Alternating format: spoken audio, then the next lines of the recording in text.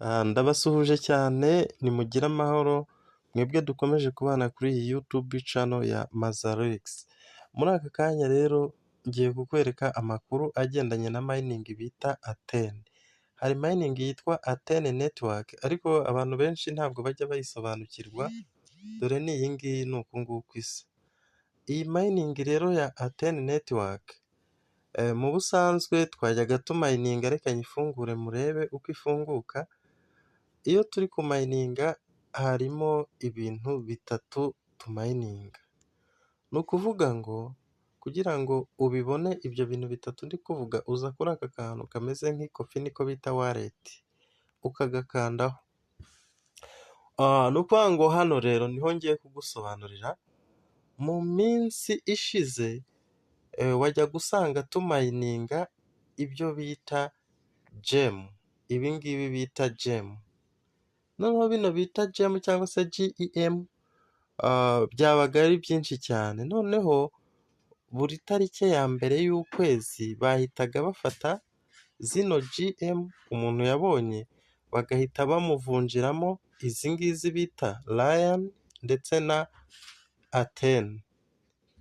Ni ukuvuga nk'ubu ngubu uri kubona hano hantu mfiteho Aten 67, nkagiraho gem 3,000, nkagiraho na Lion 4,470,000 birengaho nk'uko ubibona. Ni ukuvuga ngo rero mu magambo make izi Aten ndetse n'izi Lion nazibonye ku itariki ya mbere y'ukwezi turimo. Ni ukuvuga ngo kandi bafashe gem nari naracukuye mu kwezi kose bahita bamvunjira, bampamo Aten, bampamo n'iki na Lion. Ikijyanye na USDT ntabwo barakivugaho. Ikindi kandi wajya gusanga biba mu gihe cy'iminsi 30 cyangwa se 31 bitewe n'ukwezi, ariko kuri uyu munsi noneho bari kutubwira ko bazongera kuduha Aten mu minsi 181 ndetse n'aya masaha. Byumvikane ko bazongera kuduha icyitwa Aten mu kwezi kwa 12 mu mpera z'uyu mwaka. Mbibutse ko abantu batangiranye n'iyi mining ya Aten yatangiye n'ubundi mu mpera z'umwaka wa 2023, n'ubundi gahunda yari uko izarangira mu mpera z'umwaka wa 2024. Ubu rero ushobora kwibaza ngo none se ko mbona byahindutse, iminsi yahindutse, biragaragara ko byahindutse koko. Ntuzongere gutegereza Aten buri tariki ya mbere, oya, ahubwo uzazitegereza buriya nko ku itariki ya mbere y'ukwa mbere cyangwa se ku itariki ya mbere y'ukwa 12, abazi kubara iminsi mubare. Ni ukuvuga ngo rero uyu munsi turi ku itariki 2 z'ukwezi kwa gatandatu 2024, buriya ku itariki 2 z'ukwezi kwa mbere 2025 birashoboka ko aribwo hazaba mainnet ya Aten. Batubwiye ko Aten izajya ku isoko imwe iri ku madolari 5, ubwo ukubye n'amanyarwanda nawe urumva ibihumbi birimo, idolari riri ku 340. Noneho ushobora kwibaza ngo none se kuva umuntu njyewe natangiye icyo gihe, ubu tuno tu Aten 67 nitwo twonyine nakabaye mfite? Ukavuga ngo ko umuntu numva byaba bitagwira, oya, ntabwo arizo gusa mfite. Ngiye kukwereka akantu, ubwo ako kantu turanyura hano bita home. Iyo uje hano kuri home, Aten kuri ubu yifitemo icyo twita peer to peer, icyo bita peer to peer hano. Ni ukuvuga ngo peer to peer hano naho ushobora kugurishiriza Aten ariko ku giciro gitoya. Nihuse kugira ngo mbikwereke, reka nkandeho. Hari uburyo na creatinze account, nawe ubishaka nazagufasha gucreatinga account muri peer to peer. Urategereza birodinge hafunguke. Icyo nshaka kukwereka ni agaciro Aten ifite muri iyi minsi. Ngira ngo urabibona ngeze muri account ya peer to peer, ndategereza network kugira ngo birodinge neza. Ni ukuvuga ngo nk'uko uri kubibona, nubwo biri gutigita kubera wenda network zitarazamo neza, hano mfunguye ni muri Aten, handitse peer to peer trading. Nk'uko nawe uri kubibona harimo peer to peer trading. Ushobora kureba hano, ni urugero ushobora kuza ukarebera hano ukabona handitse bayi, ni ukuvuga ngo hano wagura atene kuri ubu ngubu, aha hari seri wazigurisha. Reka nze noneho nsikororinge nkwereke igiciro cyazo. Ubu twe turi kuri bayi, noneho kuri bayi ni ukuvuga ngo ubu duhereye ku giciro, ariko kino giciro bari kwerekana atene ifite ubu ni purayisi, ni lowu tu hayi, turi kuva ku giciro gitoya tujya ku giciro kinini. Ubu no muntu wamugurira, ni ukuvuga ngo atene imwe ari kuyigurisha kuri 0.093 n'ibice by'idolari. Hano urebye wasanga ari hafi 100 by'amanyarwanda cyangwa rirenga atene imwe. Ni ukuvuga ngo urabona uko twagenda tuzamura, aba ni abantu bose bazigurisha, ufite amadolari wazigura. Noneho ubwo uko tugenda tuzamuka cyane, reka nze nkwereke, urabona aba bantu bose ushobora gutambika wenda ukigira hirya ukareba abandi ugasanga ariko uri kujya ku bantu bahenze. Urabona noneho tugeze ku ibice 97, 99 ibice, dore tugeze ku muntu wa 0.1 cy'idolari. Hari n'abo wakomeza ugatambika ugasanga atene iri ku idolari ryose. Byumvikane rero ko hano ushobora kuhagurishiriza atene cyangwa se ukazigura. Noneho hano urabona narindi kuri bayi, ni uburyo wazigura. Wowe ugiye kuzigurisha uhita uza hano kuri seri. Ubu wowe wagurisha ufite atene, dore wowe ninkanda kuri seri baratwereka ibiciro by'abantu. Igiciro cyo batwereka umuntu ugura kuri menshi, bagenda batwereka kugeza kugura ku mafaranga make. Urabona noneho wowe uramutse ugiye kugurisha atene wasanga iri kuri 0.87. Ubwo wowe wagurisha, ariko aya mafaranga nayo ntabwo ari makeya dukurikije ko atene tuzibonera ubuntu. Urumva ubaye ufite nka atene nk'igihumbi, byanze bikunze nawe wabonamo ibihumbi bigera mu 100. Rero iyi mayiningi muyitondere, ni nziza cyane, irimo amafaranga, ariko noneho mu mpera z'uyu mwaka ho izaduha amafaranga menshi cyane kuruta uko tubitekereza. Ubwo rero ahangaha niho bita piya tu piya. Nshatse nakanda hano hejuru ahangaha nkahita nkora login. Urabona nahita nkora login, ariko ntabwo ndibwirwe nkora login. Bishatse najyamo muri account, nawe ubishatse hariya ukahakanda wahita ucreatinga account yawe ya piya tu piya muri atene, ku buryo ushaka kugurisha izo ufite cyangwa se ufite amadolari ushaka kwigurira izindi wabikora rwose. Bino ngiye narabikoze, naraziguze, ndetse n'impamvu zimwe zanjye wabonye zagabanutse, inyinshi zibitsemo hano muri piya tu piya. Ni ukuvuga ngo ubu hano nahita nshyiramo email yanjye na password. Ubwo password yo ntabwo baba bayibonye, reka nshyiremo email. Ubu nkanze nahita nkora login, barahita bampa aka email. Reka mbanze nshyireho network neza, zibe ziri gukora neza.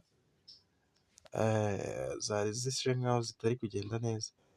Reka nkwereke uko binjira muri piya tu piya account. Uramutse nawe utanayifite wakiyandikisha muri piya tu piya. Ubwo wowe wajya kuri register aho kujya kuri login. Ngira ngo urabona hano hejuru hari ahantu hari register, naho wowe wagenda ukiyandikisha aho gukora login. Mbibutse ko umuntu udafite iyi mayiningi ni igihe cyiza cyo kuba yayitangira, nibura mu kwa 12 nawe akazaba afite amafaranga ubwo abandi bazaba bari kuyabikuza. Uburyo ushobora kwiyandikisha, ujya kuri Play Store ya telefone yawe cyangwa se App Store nimba ukoresha iriya telefone itari Android. Ni ukuvuga ngo nimba ukoresha iPhone we wayikura muri App Store, nimba ukoresha Android wayikura muri Play Store, ukandikamo atene bakaguha iriya application ukayidawunirodinga, warangiza ugakora continue. Biba byiza iyo ukoze continue with Google, ukajya kuri email yawe ugahita uyihitamo, warangiza ugahita winjiramo.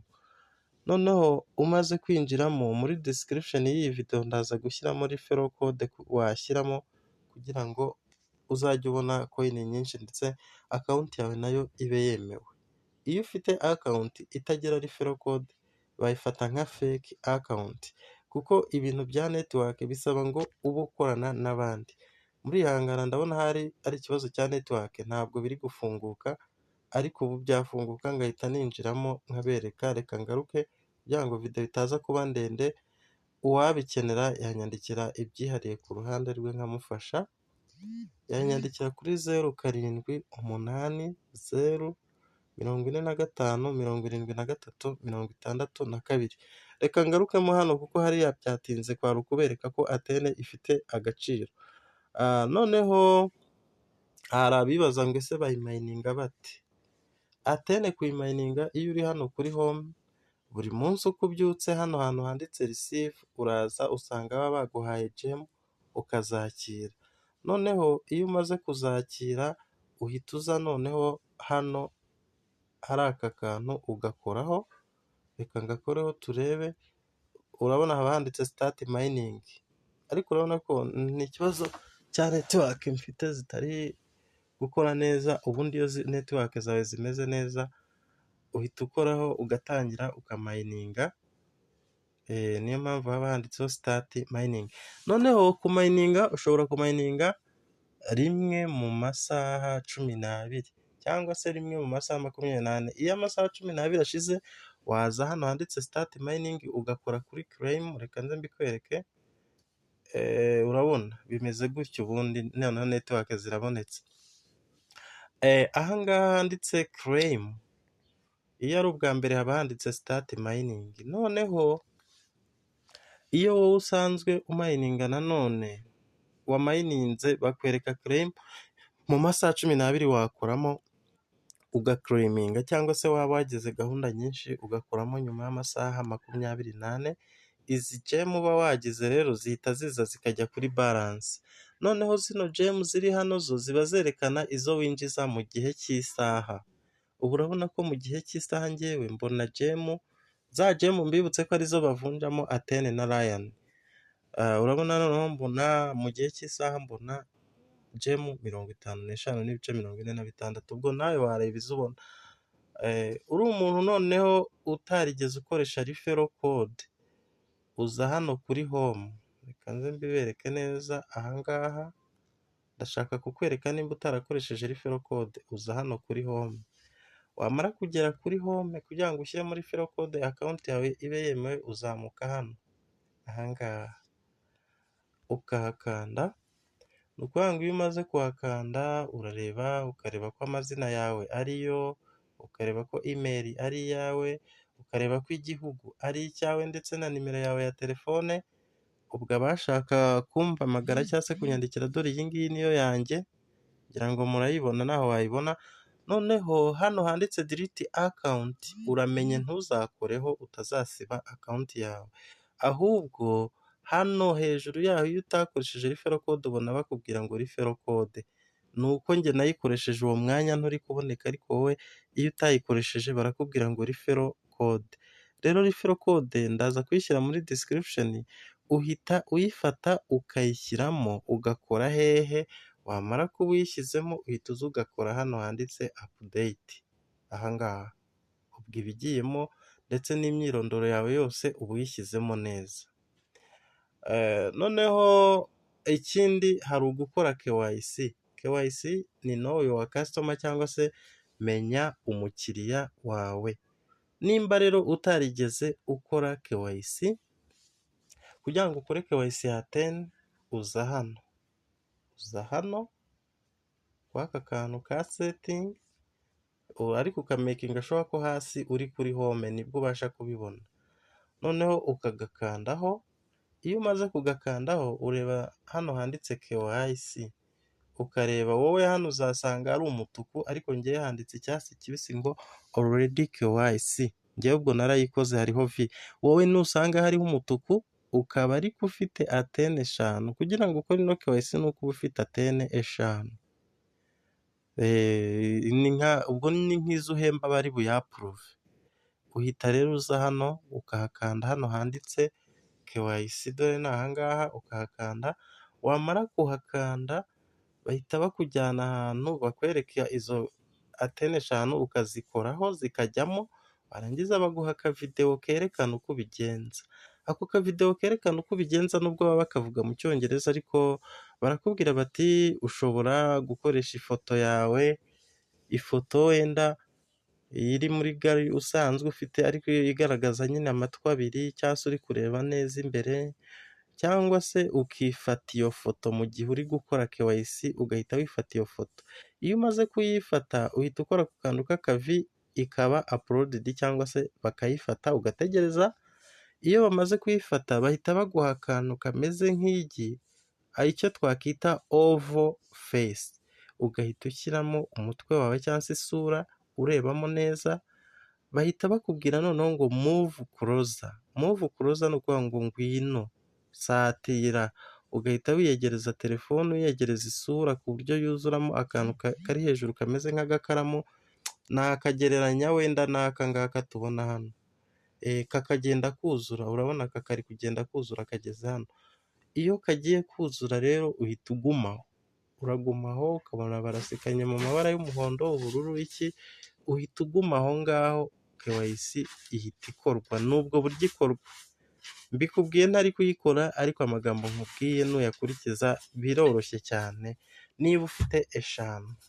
Wowe rero utaratangira kuyimayininga dore aha niho hari amafaranga, n'ubu ngubu waba uzifite wazigurisha, wazigurisha rwose. Rero kuraje, karibu, ubwo mbabwiye bike, ibindi bibazo muzagira kuri iyi application ya Atene ndahari ngo mbafashe, wanyandikira, nimero yanjye ndayishyira muri description ndetse na referral code ku muntu ushaka gutangira.